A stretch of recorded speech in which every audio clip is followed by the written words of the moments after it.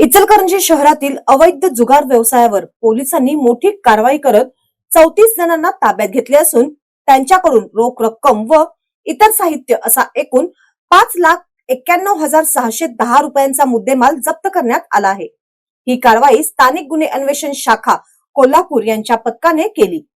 Police अधीक्षक योगेश कुमार यांच्या मार्गदर्शनाखाली जिल्ह्यात सुरू असलेल्या अवैध धंद्यांवर कठोर कारवाई सुरू आहे। त्यानुसार स्थानिक गुन्हे अन्वेषण शाखेचे पोलीस निरीक्षक सुजित चव्हाण यांना मिळालेल्या गुप्त माहितीनुसार इचलकरंजीतील आवळे गल्ली परिसरात एका घरामध्ये जुगार सुरू असल्याची माहिती मिळाली होती।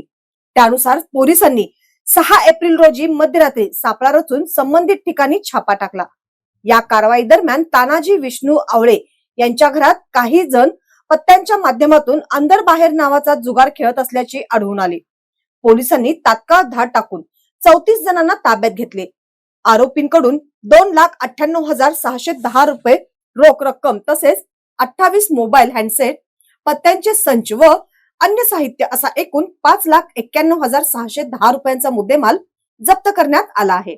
या प्रकरणी जुगार कायद्यानुसार गुन्हा नोंद करण्यात आला असून पुढील कारवाई इचलकरंजी पोलिसांकडून सुरू आहे। तानाजी आवळे हा या जुगार अड्ड्याचा प्रमुख असल्याचे प्राथमिक तपासात निष्पन्न झाले आहे। ही कारवाई पोलीस निरीक्षक सुजित चव्हाण यांच्या नेतृत्वाखाली उपनिरीक्षक दीपक मोरे, अंमलदार सागर चौगुले, महेश पाटील, नवनीत कदम, महेश खोत आणि तौफिक बागबान यांच्या पथकाने कारवाई केली।